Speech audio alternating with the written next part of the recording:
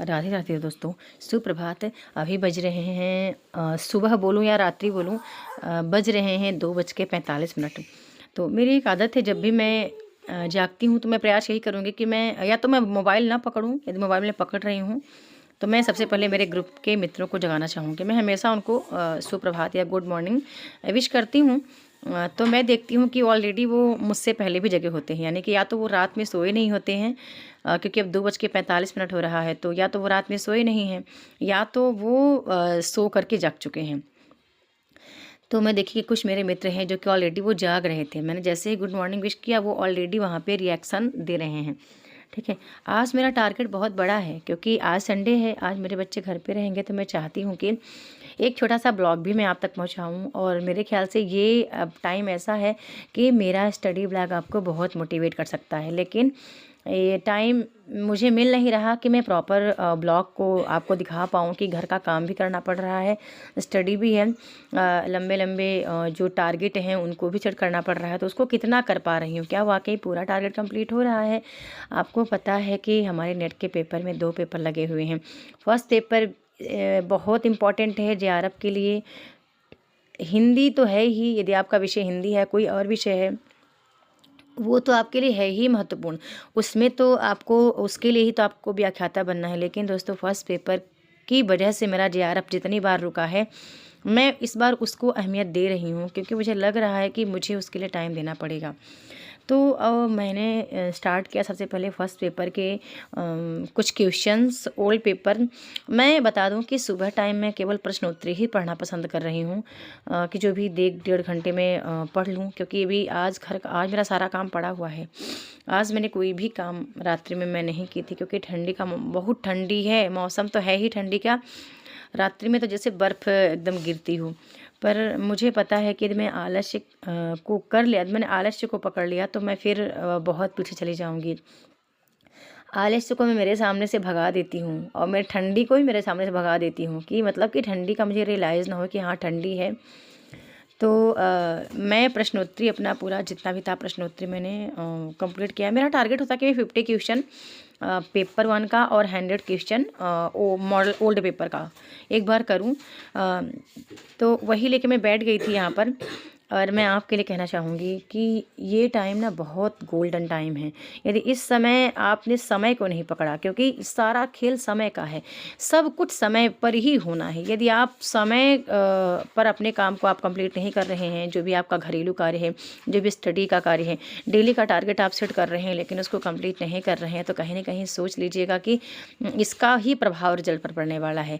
तो मैं चाहती हूँ कि एक ब्लॉग के माध्यम से मैं प्रयास करूँगी छोटे छोटे ब्लॉग में डेली लाऊं, क्योंकि ये ब्लॉग यदि आप काम करते करते भी सुनते हैं, तो कहीं ना कहीं आप में, आपके लिए, आपके आने वाले परीक्षा के लिए 4 चांद साबित होगा।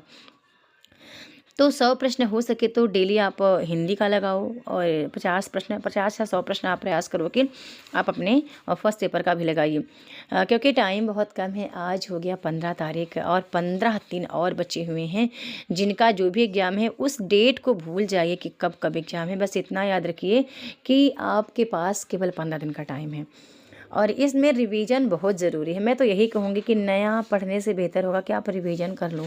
जो भी आपने पढ़ा है ना, उसका आप अच्छे से रिवाइज़ कर लो। जितना आप रिवाइज़ कर पाओ उतना आप रिवीजन करो, ठीक है।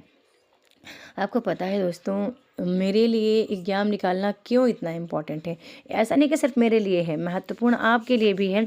बस इतना है, फ़र्क इतना है कि हो सकता है आपकी ज़िम्मेदारी में और भी बहुत सारे हैं जो कि हाथ बटा रहे हैं, और हो सकता है मेरी ज़िम्मेदारी में मैं उसको या तो अकेले वहन कर रही हूँ, या तो जिसका सहयोग है भी छोटा मोटा तो मिल रहा है।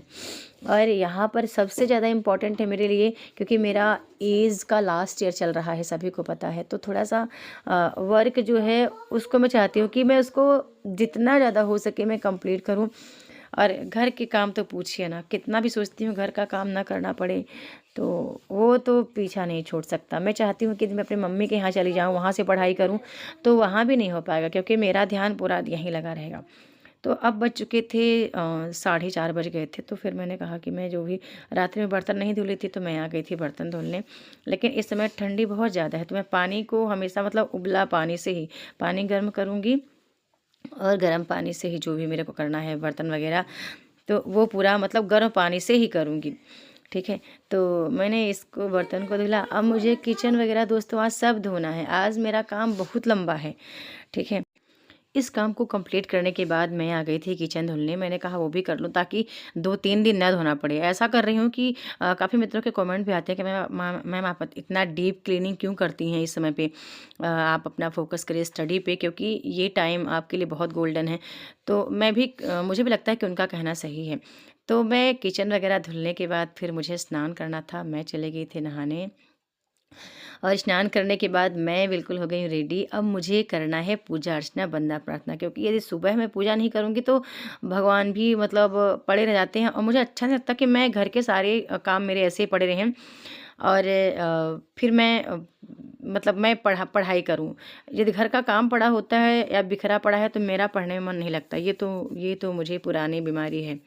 ठीक है, मैं जब घर साफ़ सुथरा रहेगा, अच्छे से सब व्यवस्थित, भगवान का पूजा वूजा हो जाएगा, मैं स्नान ध्यान कर लूँगी, तो मेरी पढ़ाई में बहुत मन लगता है।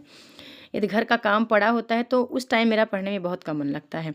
और इस समय आपको बता दूँ कि मेरे बच्चे दोस्तों, या तो ये कह सकते हैं कि ठंडी के कारण नहीं उठते, नहीं तो वो हमेशा वो 5 बजे बिस्तर छोड़ते थे, और मैं चाहती हूँ कि 5 बजे वो बिस्तर छोड़ें और अपना स्टडी करें। तो मैंने उनको भी जगाया कि उठो और अपना पढ़ाई कर लो सुबह-सुबह। और आज, क्योंकि आज पूरा दिन वही मेरा सपोर्ट करेंगे। आज अब ये सारा काम मैंने फिनिश कर दिया है। नाश्ता मैंने बनाने के लिए बोला है श्रीमान जी को, वही बनाएंगे नाश्ता, क्योंकि अब मैं 7 बजे किताब लेके बैठ रही हूँ। तो मेरा प्रयास यही रहेगा कि मतलब कि 7 बजे यदि किताब लेके बैठ रही हूँ तो मैं अब रात्रि 7 बजे तक मेरे स्टडी को कंटिन्यू रखूँ। हाँ, आधे-आधे घंटे का हो सकता है मुझे कुछ और अन्य काम के लिए उठना पड़े, बस। लेकिन आज का टारगेट मैंने बहुत लंबा रखा है। संडे है, आज बच्चों को स्कूल नहीं जाना है, वो अपना खुद भी कर लेते हैं, जो भी काम जितना वो कर पाते हैं वो खुद कर लेते हैं। ठीक है, तब मैंने थोड़ा-सा मन लगा के मैंने कहा आज पूजा कर लूँ। कई दिनों से है, पूजा तो करती हूँ लेकिन इतना भी मतलब कि टाइम नहीं दे पा रही हूँ ईश्वर के प्रति। तो मुझे लगा कि मैं थोड़ा-सा पूजा अर्चना वंदना करके प्रभु तक अपनी प्रार्थना पहुँचाऊँ कि मैं जिस कार्य के लिए लड़ रही हूँ, भगवान इतनी परीक्षा तो ना लीजिए, वो मेरा कार्य इस बार सिद्ध हो जाए। पर मैं जानती हूँ कि भगवान क्या करे, यदि हम कर्म ना करेंगे तो हम कैसे आगे बढ़ेंगे, हम नहीं जीतेंगे, मैं जानती हूँ। और आपने भी सुना होगा कि कर्म ही ईश्वर है, कर्म ही पूजा है, कर्म ही भगवान है। आप जितना ज़्यादा कर्म करोगे उतना ही आप आगे जाओगे। भगवान कहते भी हैं कि खुद ही को कर बुलंद इतना कि हर तकदीर से पहले खुदा बंदे से खुद पूछे बता तेरी रजा क्या है। तो मतलब आपकी मेहनत इतनी शानदार हुई कि भगवान खुद ही पूछे कि क्या चाहते हैं। तो मैंने कर ली थी पूजा अपना कंप्लीट। अब मुझे जाना था छत पे कपड़े डालने। सुबह के बज चुके हैं 6। अच्छा है मैंने जो यंत्र ले लिया था कपड़े धोने वाला, उसका लाभ मुझे मिल रहा है। नहीं तो कपड़े धोने में बहुत ज़्यादा 2-2 3-3 घंटे टाइम जाते थे।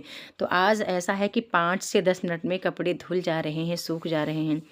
ठीक है, तो इस टेक्नोलॉजी को भी बहुत धन्यवाद बोलना चाहूँगी कि आज इस टेक्नोलॉजी के माध्यम से मैं आप तक पहुँच पा रही हूँ, मेरी आवाज़ आप तक पहुँच पा रही है। बहुत से ऐसे सुख संसाधन हमको मिल गए हैं कि अब मैं आपको ये दिखा रही हूँ कि उधर चाँद डूब रहा है और इधर से सूर्योदय होने वाला है। पर अभी 6 बजे हैं तो टाइम तो लगेगा, और ठंडी बहुत ज़्यादा है दोस्तों। अब ऐसा आप मत सोचिएगा कि मैं बस स्वेटर वगैरह नहीं पहनी तो ठंडी नहीं है, ठंडी बहुत है। पर ये है कि जब आप काम करने लगते हैं ना तो ठंडी आपको इतना नहीं महसूस होता। तो क्योंकि मैंने आज सुबह ही कहा, आज मैंने कह दिया 15 तारीख है और आज से आलस्य को मुझे भगाना पड़ेगा। आलस्य तो मेरे आस-पास में भटकने भी नहीं दूँगी कि हाँ, मेरे को ठंडी लग रही है या मैं ठंडे पानी में हाथ नहीं डालूँगी। मतलब जितना मुझे लगेगा कि ये काम मुझे फटाफट करना है तो करना है, और वो भी समय से करना है। तो एक बात और कहूँगी आपके लिए कि आप पहले खुद के प्रति अनुशासित बनिए। अनुशासन का मतलब होता है कि ये जवाब न देना कि मतलब कि अभी मेरे पास टाइम नहीं है या मुझे ये काम है, वो काम है। जो काम आपको जिस दिन करना है, समय से करना ही अनुशासन है। यदि आप समय से चूक जाएँगे समय से, तो हो सकता है कि आप अपने आने वाले लक्ष्य को आप खो रहे हैं। कहते हैं ना कि जो व्यक्ति अभी समय से खिलवाड़ करता है, समय एक एक वक़्त ऐसा आता है उसके साथ भी खेलता है। तो इसलिए अभी हम लोग का ये बहुत गोल्डन चांस है, और आप यूँ समझिए कि आपका विद्यार्थी जीवन है। मैं अपने विद्यार्थी जीवन में दोस्तों ऐसी ही रही हूँ, मतलब जो काम मुझे जब करना होता था मैं हमेशा कर लेती थी। मैंने विद्यार्थी जीवन मेरा ऐसा रहा कि मुझे वहाँ भी ठंडी नहीं लगती थी। ठीक है? तो ये मेरा डेली का कुछ रूटीन है जो आप समझ पा रहे हैं। अब मुझे बनाना है चाय। पानी गर्म करने की मेरी आदत है। मैं सुबह बच्चों को बोलती हूँ कि सुबह पानी गर्म करके आप पिया करो, वो हमारी सेहत के लिए ठीक रहता है। अब चाय बनाऊँगी और आज आपको मैंने कहा कि आज बनेगी मेरे यहाँ लौकी की भजिया। ये मूँग दाल तो इसको धो धा के मैं रख दूँगी अपना, श्रीमान जी बनाएँगे, बच्चे सहयोग करेंगे, सभी करेंगे और फिर हो गया इसके बाद चाय नाश्ता अपना बनता रहेगा, सब खाते पीते रहेंगे, मेरी पढ़ाई भी जारी रहेगी और फिर यहीं पे ब्लॉग को एंड करूँगी। इसके बाद शायद कोई ब्लॉग ना पाए। वीडियो को लाइक करना है। बहुत बहुत धन्यवाद।